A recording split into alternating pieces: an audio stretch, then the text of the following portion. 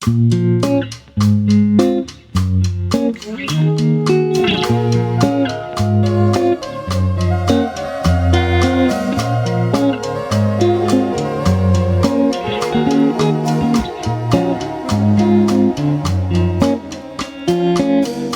got to be some other way out of here.